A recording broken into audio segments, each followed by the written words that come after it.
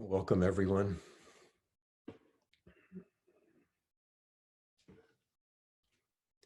We'll begin with our sitting.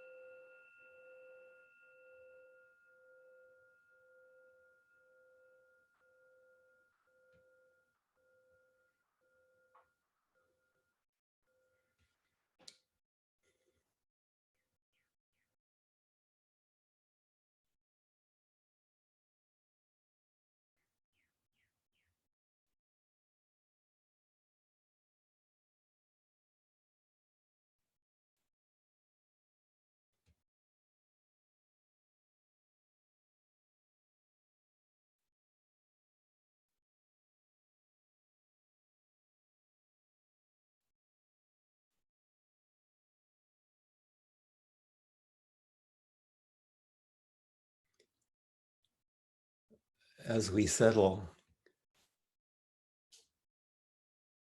I want to turn our attention to something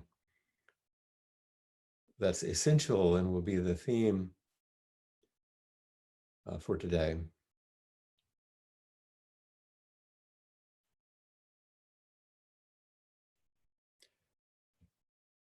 In our tradition, we say, now we're going to sit.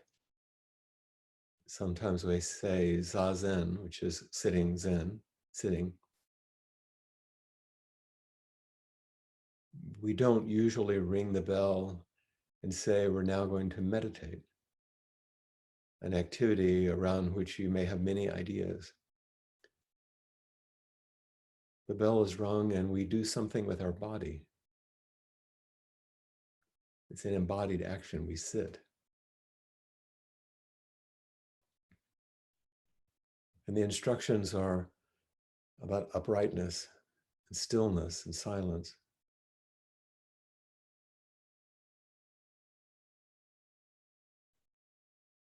How do we come into a relationship with our body?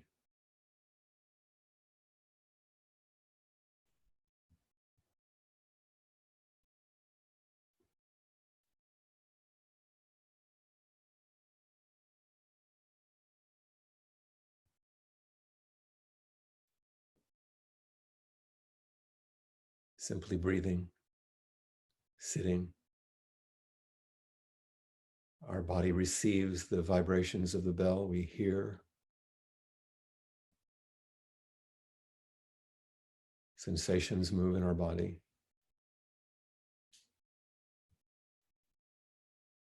Maybe a relaxation, maybe a tensing, maybe some ease or some discomfort. All the immediacy of embodied life.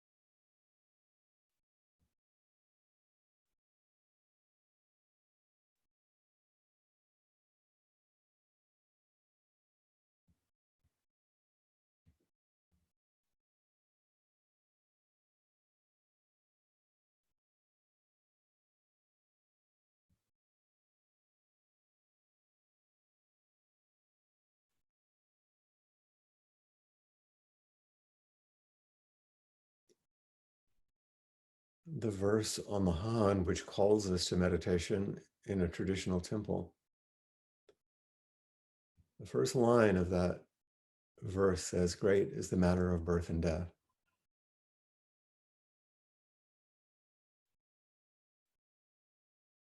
And we can imagine that as a powerful existential conceptual entry point, but really it's just the body. We're born from a body, as a body. And when we drop our body at the end, we receive a body and give up a body.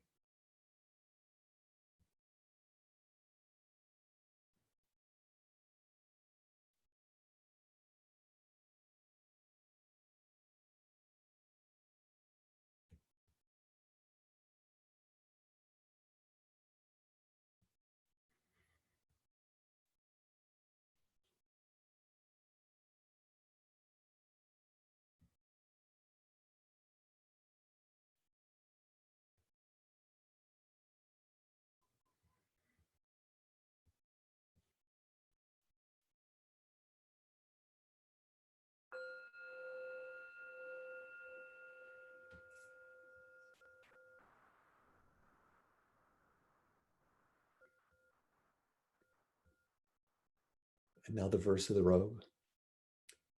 Vast is the robe of liberation, a formless field of benefaction.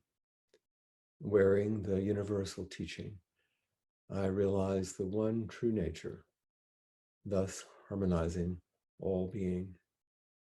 Vast is the robe of liberation, a formless field of benefaction. Wearing the universal teaching, I realize the one true nature, thus harmonizing all being. Vast is the robe of liberation, a formless field of benefaction. Wearing the universal teaching, I realize the one true nature, thus harmonizing all being.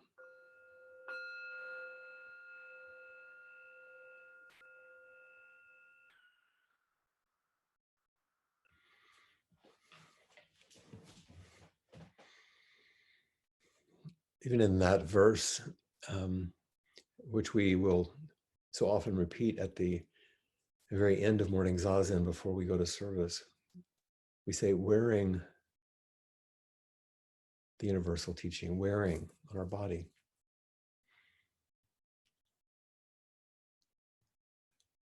One of our central ancestors, Dogen Zenji, who was the founder of our school,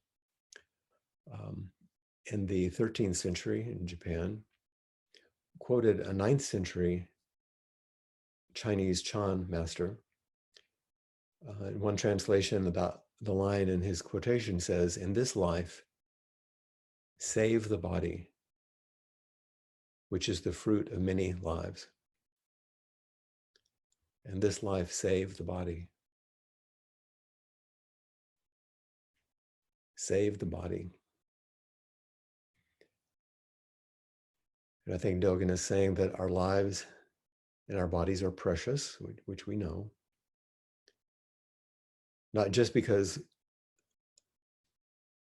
taking on a human life offers us a path to awakening, but because this life is a gift that's given to us.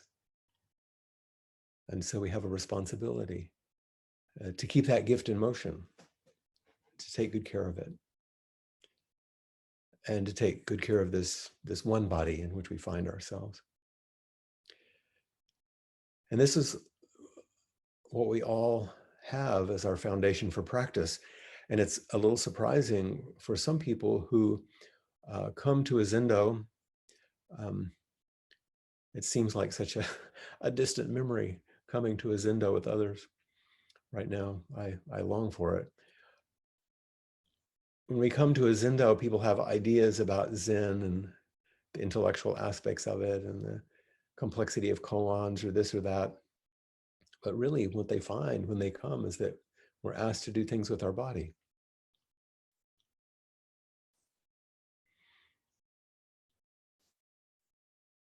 how to step into the Zendo, how to bow.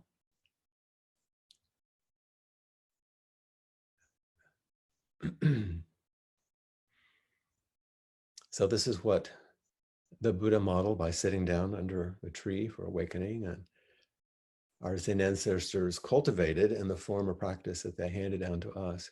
Do certain things in a certain way with your body. And why is this important? Not because it's the right thing or a spiritual thing, because it brings us into the essential nature of who and what we are, and that's what we wake up to. I want to talk about 3 aspects of body, specifically of saving the body. And then I want to talk about the 3 aspects of Buddha's body in the traditional teachings. So let's start with our current situation in which we find ourselves, in which there is a huge emphasis on the pandemic, of course, on racism and the killings that have come from that, and with both and more, trauma. 3 aspects of practicing with the body. First, just a brief reflection on the pandemic. How do we save our shared body, the shared body of humanity? I don't really have to say too much about this because it's apparent if you're paying attention. And it's very, I think it has to be understood as personal. When we think about it in large numbers, it can be overwhelming. It's also easy to be a bit dissociated, unless it's happening in your family or to you or to someone that you know. Talking to healthcare workers, it becomes more personal. Talking to people at the funeral homes, people who are gathering the bodies, makes it more personal. This is something happening to our body. And our grief and our anguish and our desires to do something good and to help is about saving the body. Save the body. In this life, save the body, which is the fruit of many lives. Our practice. And also very powerfully, we're being shown recently and reminded of the statement that Ta-Nehisi Coates has made so powerfully in the book that he wrote to his young Black son. He said, here is what I would like for you to know. In America, it is traditional to destroy the Black body. It is heritage.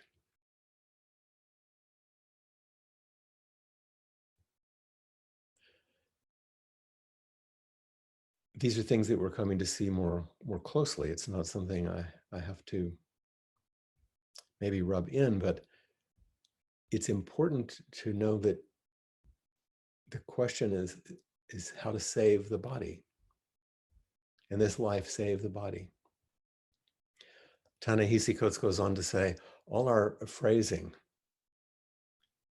race relations, racial chasm, racial justice, racial profiling, white privilege, even white supremacy, serves to obscure that racism is a visceral experience, that it dislodges brains, blocks airways, rips muscles, extracts organs, cracks bones, and breaks teeth. You must never look away from this. You must always remember that the sociology, the history, the economics, the graphs, the charts, the regressions all land with great violence upon the body. And this life save the body, which is the fruit of many lives. So whether through the worldwide pandemic or the systematic violence, we also often experience something that we now understand as trauma. The container where trauma is held is the body. Bessel van der Kolk, who's well known in his research in this area, very famously said, the body keeps the score. The memory of trauma is encoded in the viscera. He says a little further on, and I think this is important to remember, the natural state of mammals is to be somewhat on guard, protect ourselves. However, in order to feel emotionally close to another human being, our defensive system must temporarily shut down. In order to play, mate, nurture our young, the brain needs to turn off its natural vigilance. Many traumatized individuals are too hypervigilant to enjoy the ordinary pleasures that life has to offer, while others are too numb to absorb new experiences or to be alert to signs of real danger. Actual physical contact can trigger intense reactions. However, achieving any sort of deep intimacy, a close embrace, sleeping with a mate, wholesome sexuality, requires allowing oneself to experience immobilization without fear. Immobilization without fear, just we sit silently and in stillness. It's especially challenging for traumatized people to discern when they're actually safe and to be able to activate their defenses when they're in danger. This requires having experiences that can restore the sense of physical safety. Save the body. Save the body, the fruit of many lifetimes. And I'll just remind you of the book that so many of us are reading, My Grandmother's Hands, about racialized trauma, where the author says one of the best things each of us can do, not only for ourselves, but also for our children and grandchildren, is to metabolize our pain and heal our trauma. When we heal and make more room for growth in our nervous systems, we have a better chance of spreading our emotional health to our descendants. It's not just for us. In contrast, when we don't address our trauma, we may pass it on to future generations, along with some of our fear, constriction, and dirty pain. So whether we look at the broad and overwhelming impact of the pandemic and the just sheer numbers of bodies, to the horrible violence of Black bodies and how then trauma affects everyone at every level because of all of these things. It calls us to understand what it means to have a body, to receive a body and to give up a body. The great matter of birth and death. And the Buddhist teachings include a way of understanding what they call the three bodies, or the three kayas in Sanskrit. And to understand these helps us deepen and expand who we think we are and what we think a body is. So I wanted to offer a little bit of those traditional teachings, but I wanted in the context where it's actually happening. It's not just some Buddhist idea. These are ways to deeply understand and go beyond just the content, just the narrative of what we see on the news or experience around us all the time. And these teachings are meant to help us have an awakened view that would serve as a source of health and vitality. And if it was fully realized, it would actually change the way we relate to each other and to ourselves, about the shared body of the pandemic, the one precious body of humans of all colors, and the damaged, traumatized, and healing bodies in which we live. And those three traditional names are the Nirmana Kaya, they're all Kayas, they're bodies, the Dharma Kaya, and the Sambhoga Kaya. So those are fancy sounding Buddhist things. Let's just unpack them just a little bit. And as we reflect on these things, I want to, hopefully this calls up things that will be useful for you to reflect on in your own practice, and maybe some questions later on. So most basically, the Nirmanakaya refers to the actual physical and mental manifestations of Shakyamuni Buddha, as well as all other enlightened individuals. It's the embodiment of. Nirmana is usually translated as manifestation, apparition, or incarnation. It's the idea that we're born. If you have some sense of rebirth, it's not required that anyone believe in that, or that your current birth anyway is the nirmana, or the current manifestation or incarnation of this one. And we're fortunate to be human beings in this life. The human realm is the one in which a being can traverse the path towards greater freedom, enlightenment, liberation, and can assist others in that process. So whether you believe in actual rebirth or not, we are in this manifest body, which is being reborn in every moment. Their nirmana, this manifestation, is being reborn every moment with each breath, each time you sit down, each time you get up. And this is the body of the Buddha. The Buddhas only manifest as and through our human bodies. And so we have to ask a question: how are we going to use these bodies? How are we going to take care of these bodies? Save the body in this life. Save the body, which is the fruit of many lives. That's the Nirmanakaya, the actual manifestation. The Dharmakaya, Dharma, is a Sanskrit word which has a lot of different meanings, but refers to the teachings, but also the truth of who we are and how things actually work. What confusion and wisdom are, the path to realization or liberation, and the release from unnecessary suffering or pain.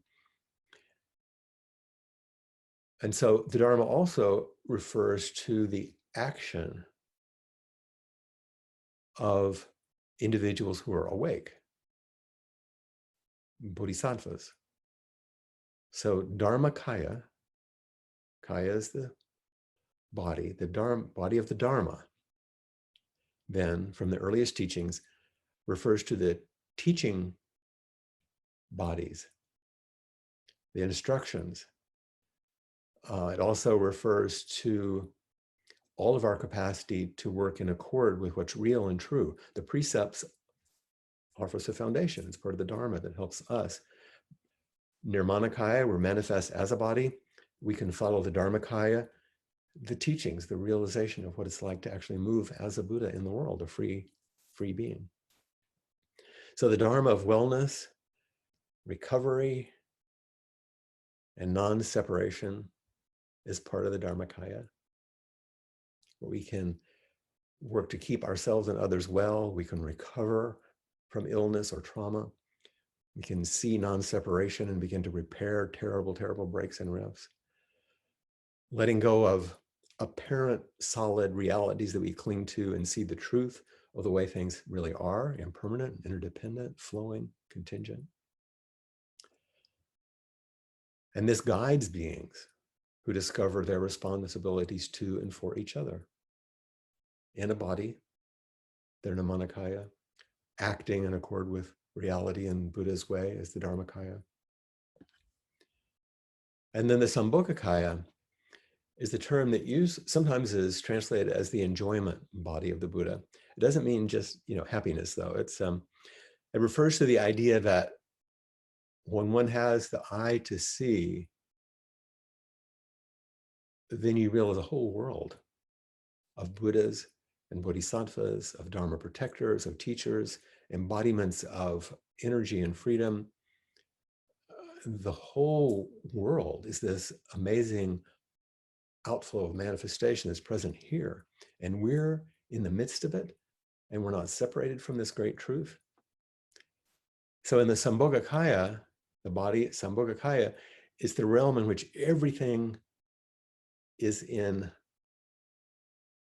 plain sight, but it's hidden. if you don't practice, you don't notice it.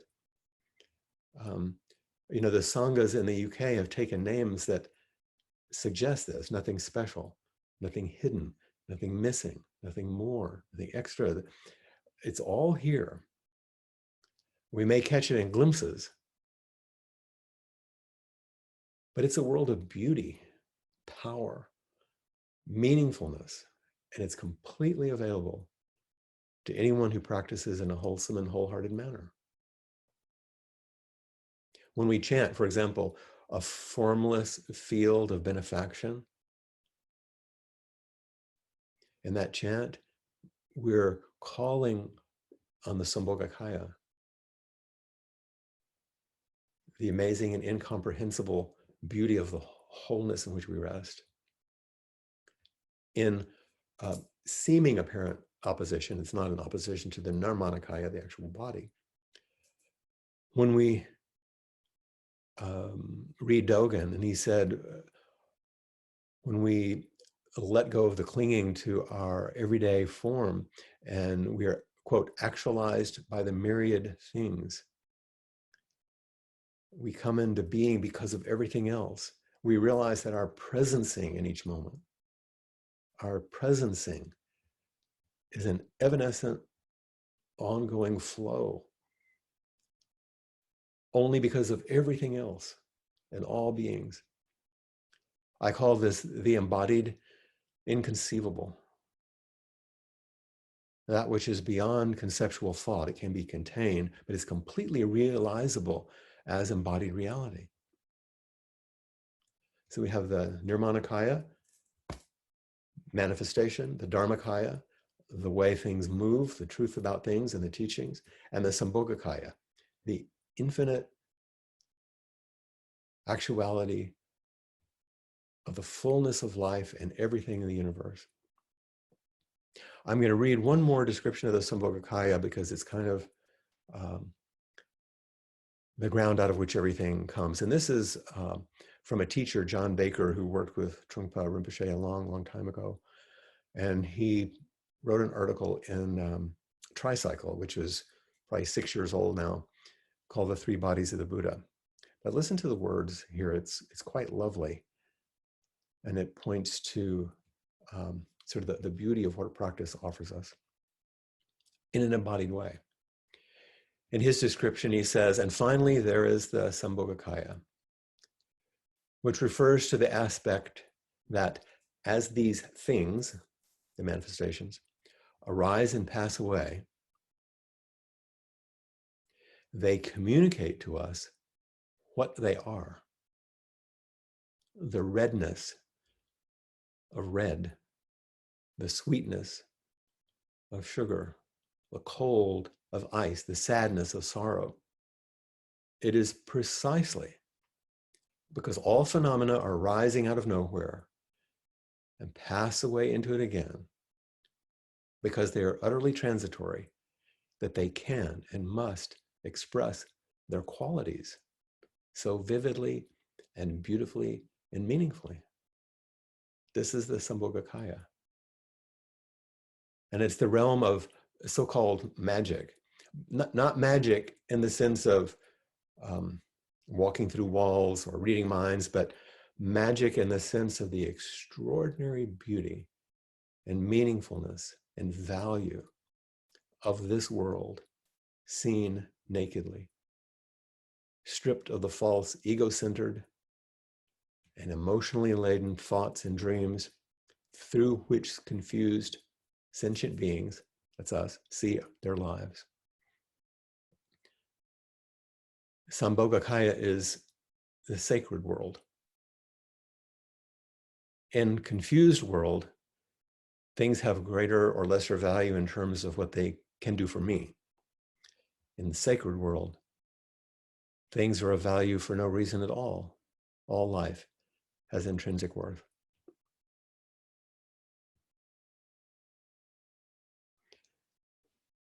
So we understand the Nirmanakaya, the Dharmakaya, the Sambhogakaya, and all of them we can read through the pandemic, through racial injustice and the killings, and the trauma that we can all experience. Here, I'm going to give you an example before I end this. I'm almost there. And I'll use racism at the center of this right now, just because it's so important. And I'm going to quote Ta-Nehisi Coates again, because he is so eloquent in these ways. So I want you to see that these aren't just esoteric teachings. Number one, we are one body in many forms, but embodied form matters. This is the Nirmanakaya. Here's Ta-Nehisi.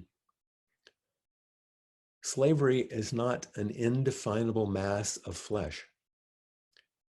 It is a particular, specific, enslaved woman whose mind is active as your own, whose range of feelings is as vast as your own, who prefers the way the light falls on one particular spot in the woods, who enjoys fishing where the water eddies in a nearby stream, who loves her mother in her own complicated way, thinks her sister talks too loud, has a favorite cousin, a favorite season, who excels at dressmaking and knows inside herself that she is as intelligent and capable as anyone. For this woman, enslavement is not a parable. It's a damnation. It's the never-ending night. And the length of that night is most of our history. Now, these are difficult things, but it's important to see that this is the Nirmanakaya, the actual, real, everyday manifestation of a real person. It may sound like a difficult story, and it is, and should be known as such. How do we meet that?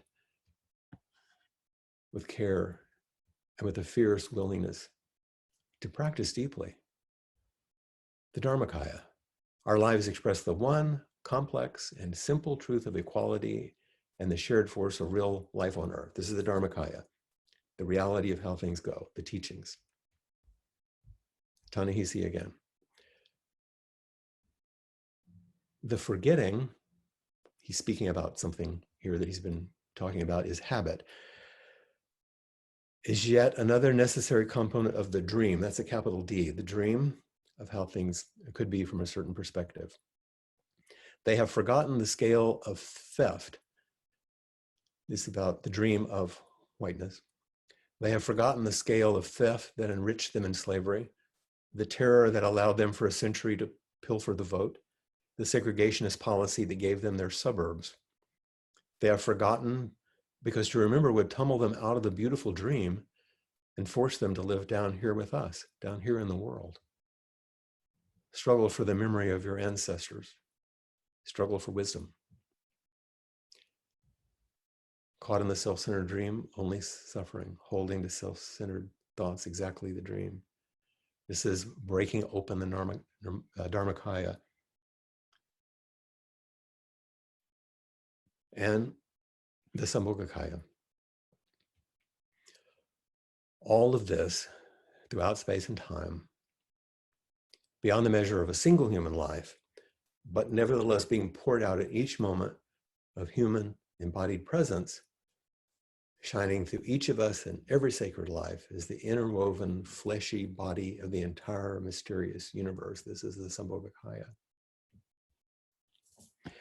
And here is quite a potent way that Ta-Nehisi Coates quotes, and it's a complicated quote. I know I could get in trouble for using it, but because he's quoting Malcolm X, who said, don't give up your life, preserve your life. But this is our focus. He goes on to say, if you have to give it up, make it even Steven. That's the part that's more complicated. But this is what Ta-Nehisi Coates says in response to that. Preserve your life, don't give up your life. And referring to what Malcolm X said, he said, this was not boasting. It was a declaration of equality rooted not in better angels or the intangible spirit, but in the sanctity of the black body. You preserved your life because your life, your body, was as good as anyone's, because your blood was as precious as jewels, and it should never be sold for magical, for spirituals inspired by the unknowable hereafter. You do not give your precious body to the billy clubs of Birmingham sheriffs, nor to the insidious gravity of the streets.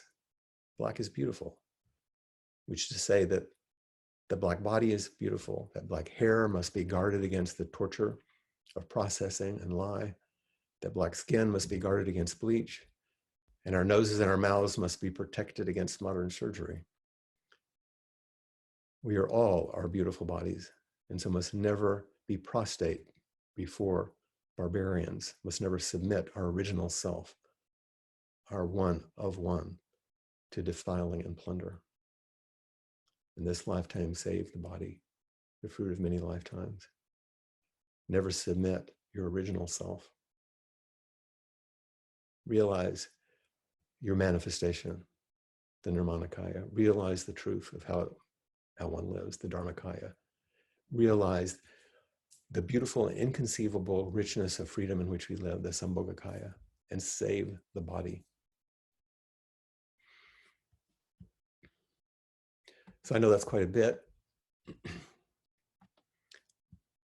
but I thought it was maybe useful to speak about a traditional teaching around the body, which is so fundamental in our practice, and how that traditional teaching lives through our challenges of the pandemic, through racist violence, through the trauma that we're all experiencing, and very specifically because I think we need to focus on it in terms of racial issues.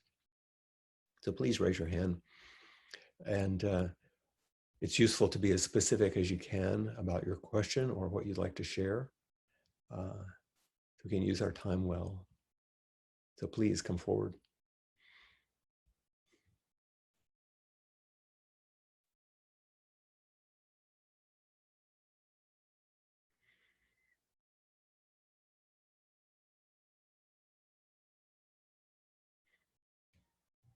Sandra? Hi. I want to change my name so it doesn't. Hi, Flynn. Hello, Sandra.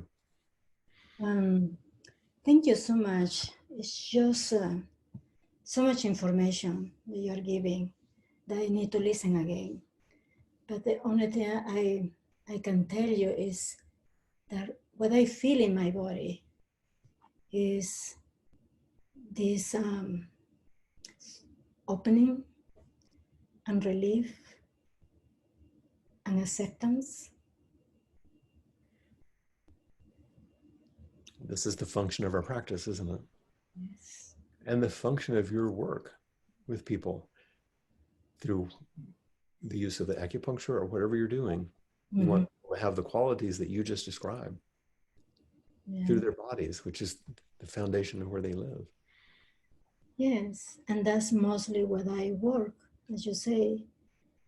And one thing that I have a couple questions, that inquiries that I start doing to myself lately. But one thing that I would like to add it is, Bessel van Vandekar? Yeah. And he talks a lot about trauma. And one of the things he realized that, Qigong, yoga, and Tai Chi, it's a very good, he does a lot of research with that. Not release, but to be in touch with your body, with the trauma that is in your body. Yeah, let the energy begin to move. Exactly. And it's not, I don't see like, everybody would say, well, any exercise, but no, it's the quality of the movement that you do with these three practices. And the awakening of the energy, which can be disturbing on the one hand, but ultimately balancing on the other. Exactly.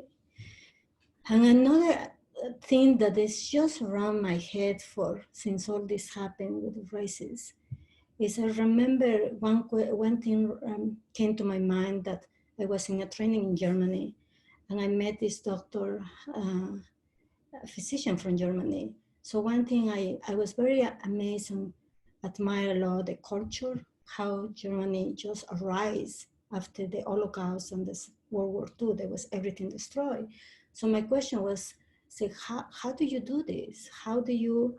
So when I asked her, it was one thing that she told me and just bring to me this comment that she said, you know, I grew up with a lot of shame her whole life. And say, and it took so long time for me to really forgive myself Mm-hmm. for the shame that she was carrying from her generations. And I think it's something that this is something that is to be work to find this Exactly. forgiveness. That's part of why I read the quote from the author of Grandmother's Hands about if we don't heal it, we pass it on to the next generation. Yes, I read him, and I It becomes a legacy burden. yes, and that's what it was happening all Mm-hmm. the time. And for me, it's something that I start thinking how I think it's that how we are going to heal this. Mm-hmm. And, you know, it's because it's a cycle. Like for me, I haven't lived in this, but I notice I have this experience since I moved to the States. Mm-hmm. And I just have this in non deep layers, but it's in there. Yeah. Well, this is what our practice is for, precisely. Yeah. To respect our bodies, to use them in accordance with the Dharma so that we can awaken to the fullness and then stop the transmission of that kind of trauma and difficulty, whatever you want to call it, to the next generations. That's our responsibility. It's not just so we'll feel better. This is Yes. the Bodhisattva vow. Mm-hmm. Yeah. Yeah. So thank you for mentioning that. It's good. Yeah. Thank you, Flynn. Muchísimas gracias. De nada.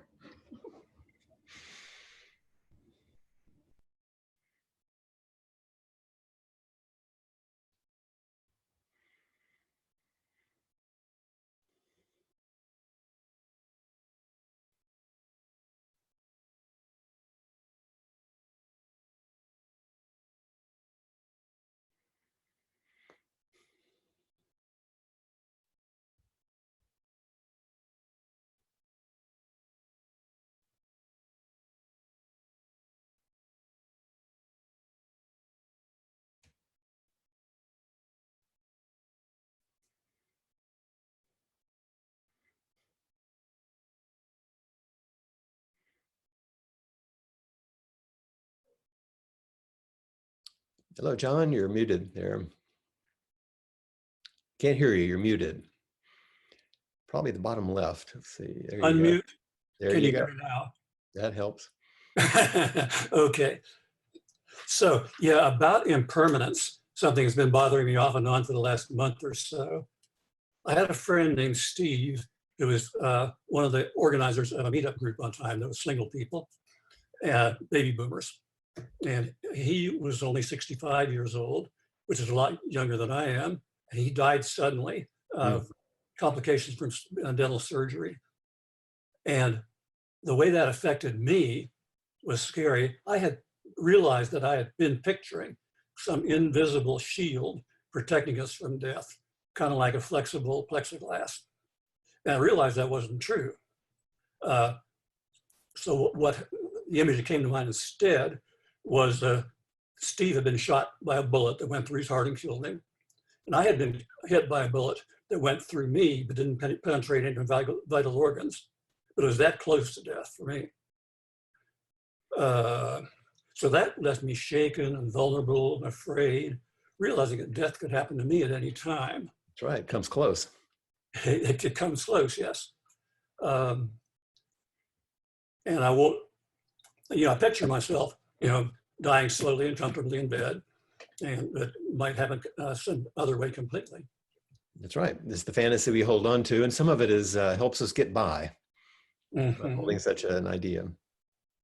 Right. And so eventually that fear, anxiety kind of went away. So I guess maybe my defenses went back up. It could be. Do you have a particular question or just reflecting on how this has worked through you? Let me think about that for a second. Only that my therapist said that defenses are important. And I had thought previously that it's best not to have defenses at all.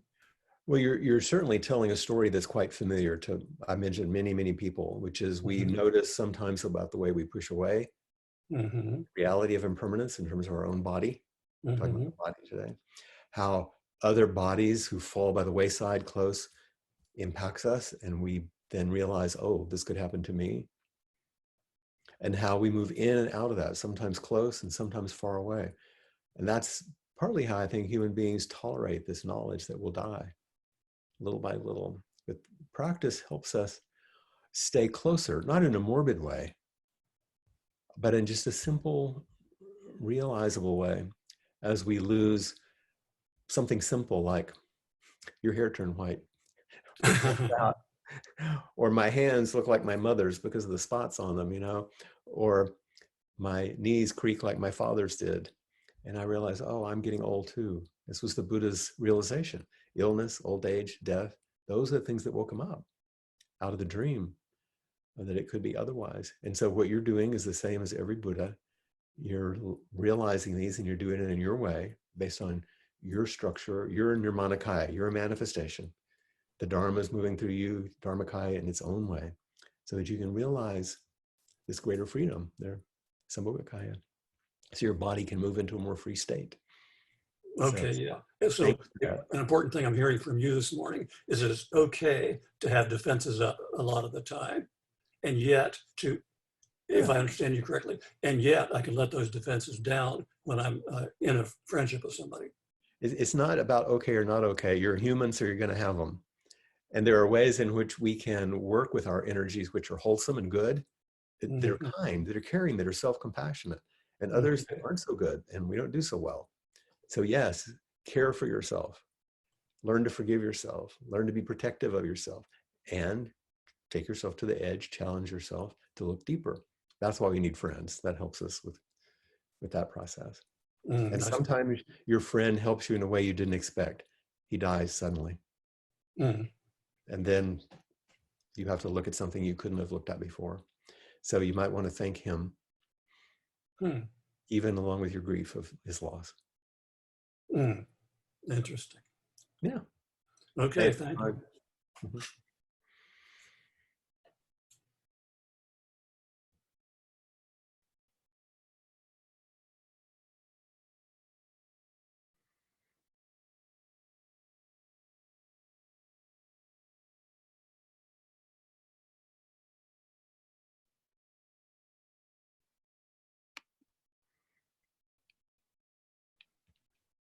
Hi, Sarah.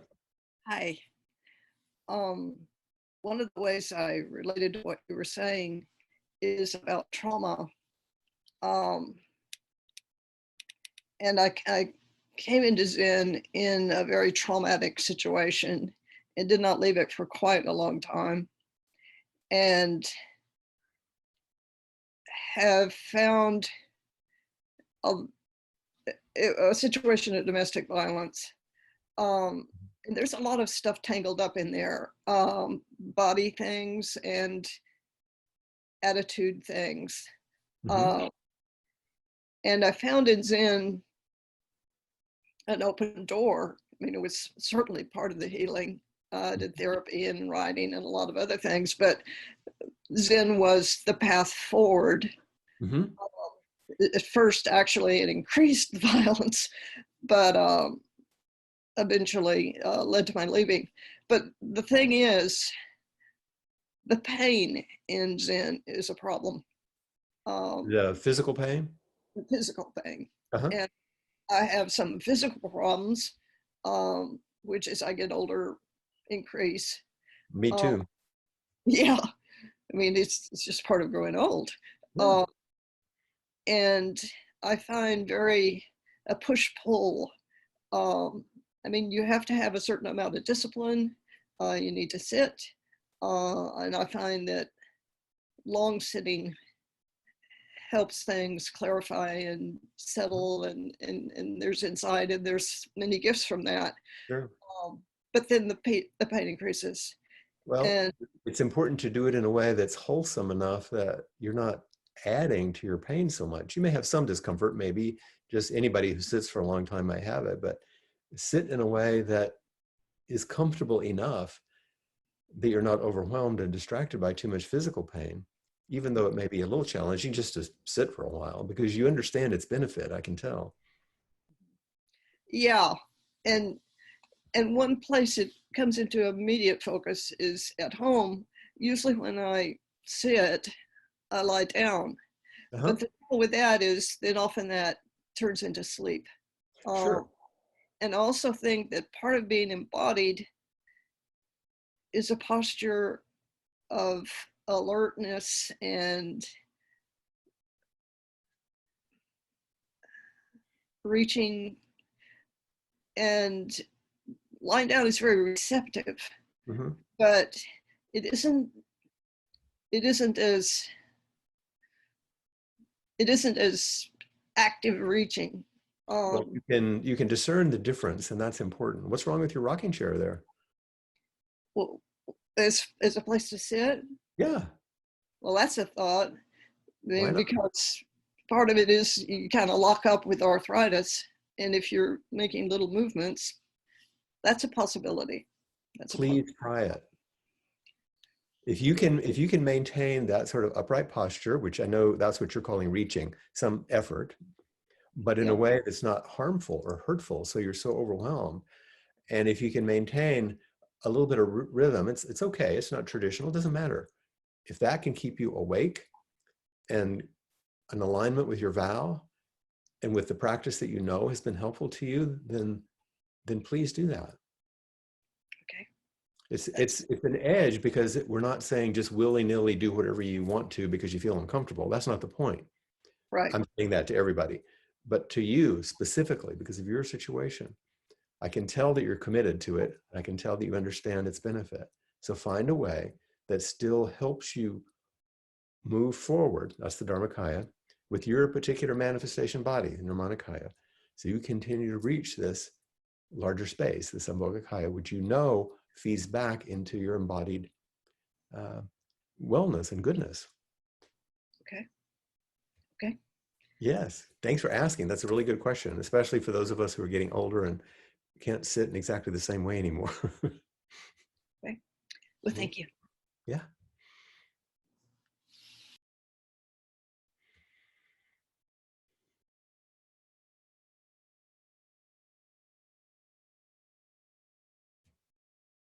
This isn't the no pain, no gain school.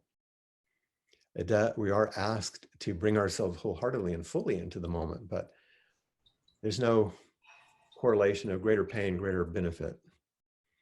Hi, Lisa. Hi, Flint. Well, let me see if I can make everything bigger. I like that. So I'm very anxious.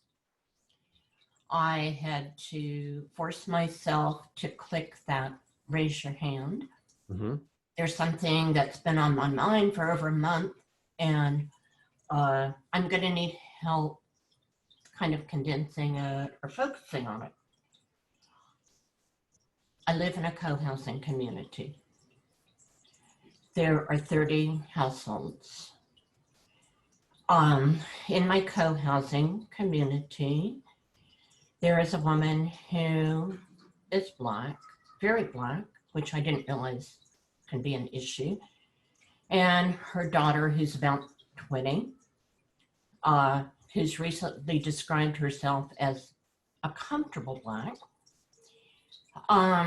So this woman is a diversity trainer who works with institutions. She's also has a lung disease, so she's a serious disability. So what is my question? My question is for myself and others in this community, how we can be with the tremendous anger that this woman and her daughter visit upon members of the community. I've been observing this for 3.5 years. It's like, it's not in the form of education. It seems to be shaming, blaming, guilt tripping, and a lot of aggression. An incident that occurred on just a month ago was in the garden. Can I stop you just for a second? I need you to help me. Yeah, before you go into Help me. more, I get the idea of what you're asking. Okay, it's so Yeah. hard. And of course, no one has an answer to this question in a way. What comes to mind, do you have a relationship with her at all? This is a hard thing. The reason I ask is because I wondered if you had enough of a relationship to speak to her. Or... That's the huge problem. Is I and others have reached the point where we just no longer reach out to her or speak to her because there's no dialogue. Even a woman who has a Black daughter and a Black ex-husband said, I can't tell her anymore how I feel. It's too dangerous. Do you ask how she feels?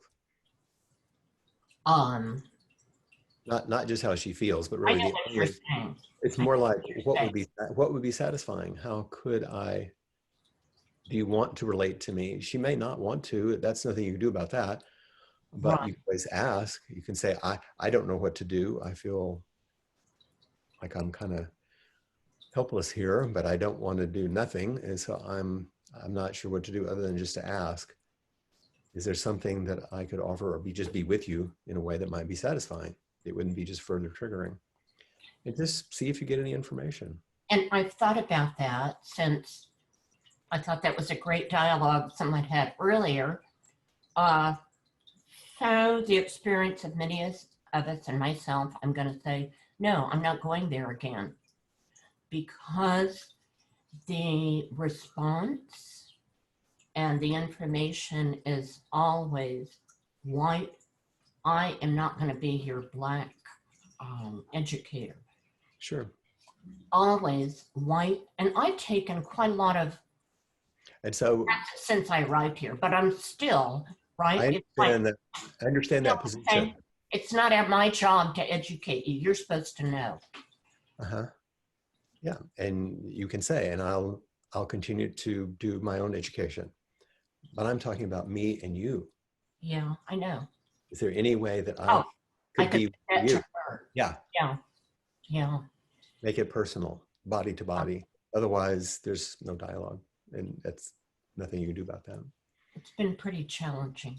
I can hear it. Actually, because after reaching out in many ways and doing things I hoped were connecting and having dialogues, personal dialogues, it's like, okay, I guess my question seems a little self-centered.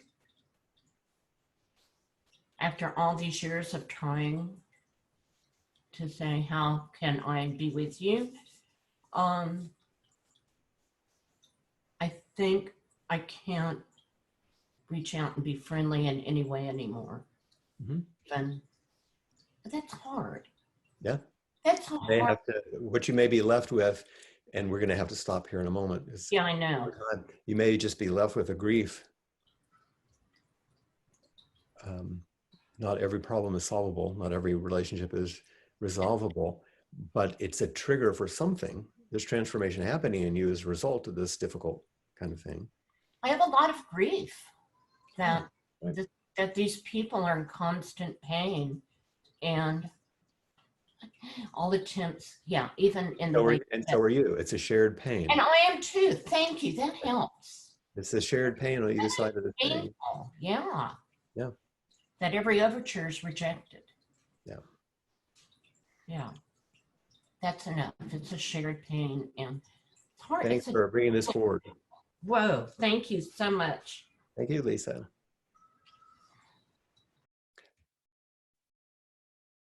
I see that we have 1 minute. If the next person has a brief statement or question, that would be fine.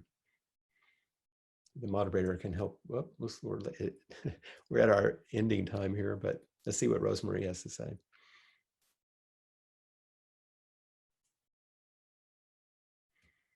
Okay. Hi. I don't have your video there, but Here I am. there you are. Okay. Hi. Yes, I will be quick. My practice is very new, and I'm appreciating all of the talk about the body. Growing up Catholic, it was the exact opposite teaching, that the body was something that had to be denied, that the feel good of the body was always a bad thing. Dangerous. What's that? Dangerous. Dangerous, exactly. So it's quite an adjustment, and it's a relief, but it's quite an adjustment. That it's okay, not only okay, it's where we're starting. That's right. So it's just a comment. Thank you. That's good. That's good. It's a nice completion too, where we started. Save the body in this lifetime. Save the body, the fruit of many lifetimes. It's something to take care of. We're given a body, and we'll let go of a body. And by the way, one quick thing, I'm standing because so I'm saving my body because I have a herniated disc, and standing is better today. So I'm saving. So sorry. Take care. Thank you. At the end, we typically chant the 4 practice principles 3 times. Rather than the shared chanting this time, I want us to just reflect for a second, because we're going to have to go and be good stewards of our time. That when we say caught in the self-centered dream, only suffering, these dreams, it just means all the thoughts, the narratives, the ways in which our self-centeredness and our small focus, and there's so many ways we don't even realize it. And some of the issues around racism are showing us that. Some of the cultural wars around the pandemic are showing us that. Some of the ways in which we realize our own trauma has limited us are showing us that. And holding to the same narratives and perspectives keeps that dream going. That's the cycle of suffering.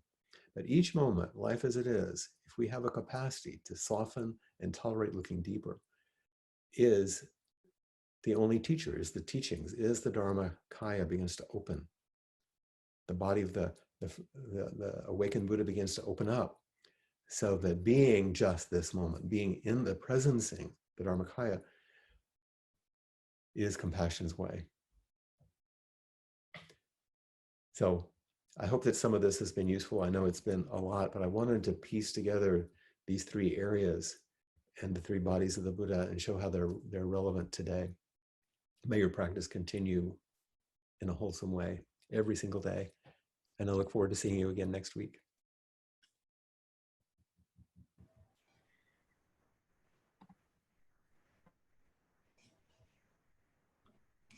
Thank you so much, Flint, and thank you so much, everyone, for your practice and your questions and your presence. Appamada's programs are freely offered so that everyone may participate regardless of their means. Everyone is welcome and supported on their spiritual path here. We are grateful for the generosity of those who are able to contribute in support of our Sangha, these programs, and our teachers. If you'd like to help support Appamada or our teachers, you may offer dana on the Appamada website, and it'll just be under the website under Contribute, and you can take a look there. Thank you all so much.